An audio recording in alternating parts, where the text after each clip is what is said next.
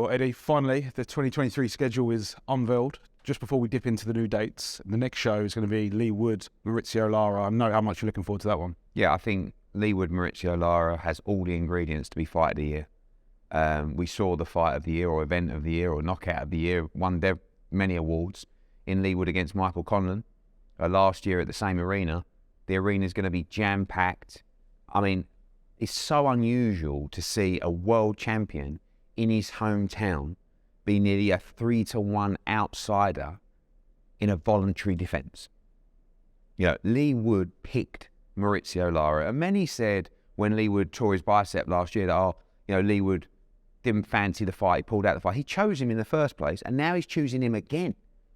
Ben Davison and Lee Wood believe that they can do a job on Maurizio Lara. Maurizio Lara just so convinced he walked straight through Lee Wood in Nottingham. It is going to be an absolute thriller in Nottingham on February 18th, and I can't wait. Two fighters in particular I just want to touch on the undercard. Firstly, Dalton Smith, who's made it clear he wants to win the British title outright as Billy Allington. Should Dalton win that, as we hope and expect, will that then set up a fight maybe in spring, summer at the back at the arena? Yeah, I mean, look, our ambitions for Dalton Smith is to see him become world champion at 140.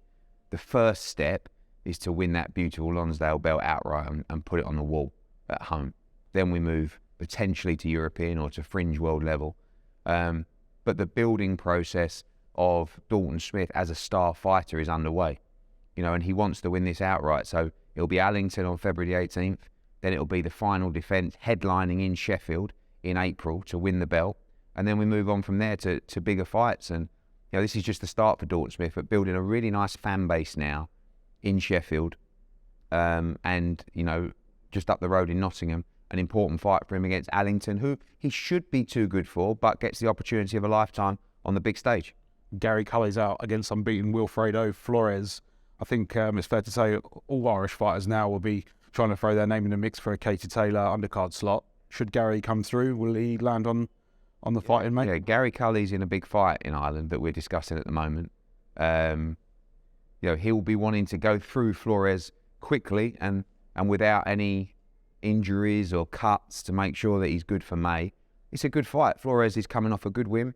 He's from here in New York, and he's up for it. Gary Cully's a fantastic fighter, and I think if he can come through in style on February 18th, you'll definitely see him in Ireland in May. We head over to Mexico on March the 4th. Angel Fierro fights Estella. I believe he's number 5 of the WBO. Is the plan maybe to get him in line for a shot at the world title later this year if the belt's for him? Yeah, Angel Fierro is so exciting. He's on the verge now of have a shot at the world lightweight title. It's Coolerham for us, which will be the first time. It's going to be a big card. These Mexican cards have been unbelievable from start to finish. Doing huge numbers both in Mexico and in America as well across DAZN. And they've sort of had the sort of cult following now, these fantastic cards that 50-50s throughout the night, and you're going to see another one on March 4th. Yeah, I guess these sort of Mexican shows, similar to the Spain and Italy shows we've had in the past, I guess the fighter sees an opportunity then to leapfrog onto the bigger cards. Is that a fair? Yeah, I just feel that with Mexico, you have such depth in talent.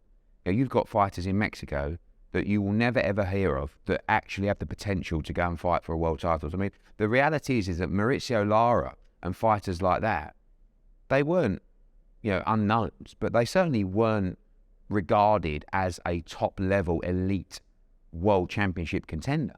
But there are so many fighters in Mexico, so much talent, and that's different to Italy and Spain markets as well. So we've got a big commitment to the Mexican market as well, and looking forward to be back there March 4th.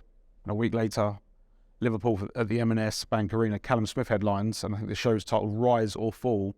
Simply, Callum Smith wins, sets up a colossal clash with Artur Beterbiev. Yeah, this is a fantastic card in Liverpool. So pleased to be back there. Cannot wait. Callum Smith, who is just simply waiting now for Artur Beterbiev. Obviously, great win for him. He'll now take part in Ramadan and will be ready for the summer. The WBC allowing Callum Smith to have this fight against Pavel Stepien. Stepien is number, I believe, 14 in the world, 7 in the world, 13 in the world. World ranked in every governing body and very, very dangerous, unbeaten as well. And for Callum Smith, it's about getting out looking good and coming through unscathed in that fight to prepare himself for a monster fight against Artur Beterbiev in the summer.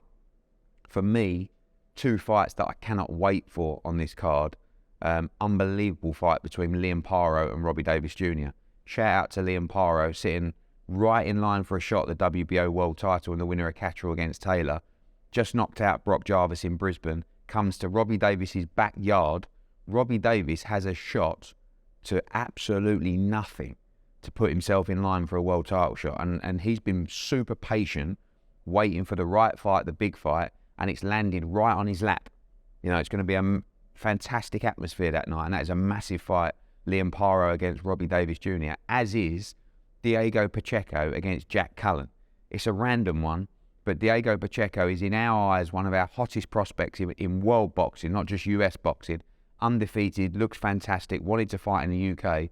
And again, Jack Cullen, who, as we saw, beat Abney Yildirim, is just full of action, full of drama, full of support as well coming up from Liverpool. It's going to be a wild atmosphere. Diego Pacheco against Jack Cullen. The rematch, Thomas Whittaker-Hart against Ellison, absolute must-win for Thomas Whittaker-Hart. Otherwise, I'm not sure where his career goes from there. And some huge names in prospects on the undercard.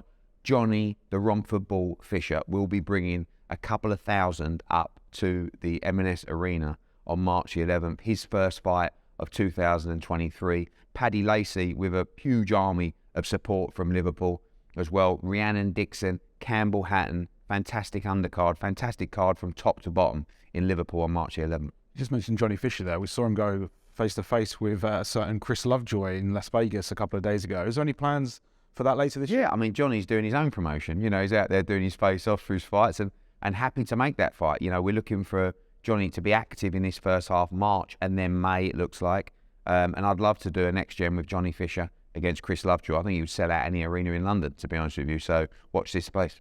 And it's a return for the next gen series up in Newcastle this time on March the 18th. Cyrus Pattinson fights Chris Jenkins, which is a pretty steady step up, and he's just his sixth fight. Yeah, I mean, these next gen cards are great fun and really important to the development of those stars. And when you look at the Northeast, look at the talent we've got up there ready to headline over the next 12 to 18 months. Of course, big step up for Cyrus Pattinson against Chris Jenkins. You know, it's a huge step up for him. Callum French, Mark Dickinson, and Pat McCormack as well, who I see headlining for years and years to come in Newcastle. Great fight as well for Sol Dakers against Rob Ismay, the big heavyweight from Newcastle. That's a tough fight, and loads of action on the card. I think Hopi Price is on that card as well against Thomas Massan. How quickly do you want to move him this year? What's the plan for him? Yeah, Hopi Price is an outstanding talent, you know, and I feel like he's ready now. That's a big step up for him. And, you know, it'll be up to Dave Coldwell, but I feel like you're going to see the best of Hopi Price as the opposition improves. And 2023 is Hopi Price's moving year to get himself in position for the titles. April the 1st, Anthony Joshua returns. We've done a separate video about AJ versus Franklin, so we won't go too much into detail about that. What can you tell us maybe that's going to appear on the undercard for April the 1st? Well, we're looking at potentially Fabio Wardley defending his British heavyweight title on that card, which I feel would be the perfect slot for him. Obviously, another big heavyweight, exciting young heavyweight. The O2 Arena, he's boxed there several times before. Potentially Chantel Cameron defending her undisputed championships on that card. Felix Cash could go for the European title shot. We're talking about maybe Craig Richards against Bolotniks and a whole host of 258 fighters as well. So working on the undercard for that one, of course, the main man, the big man, Anthony Joshua returning to the Lions Den, and it'll be a huge card from top to bottom. How excited are you for another Anthony Joshua fight at the O2? Because it's been, what, 6.5, 7 years? Yeah, it used to be the stomping ground for AJ. You know, you go back and off the top of my head, the debut, of course, Kevin Johnson, I think they're on a pay-per-view card. Gary Cornish was a great night. That was sort of his first title in a Commonwealth title. The British heavyweight title against Dillian White. The world title challenge against Charles Martin. The defence against Brazil as well. Baktov maybe as well? Yeah, Baktov was there as well. So, for a long time, that was home for AJ. That was the Lions Den.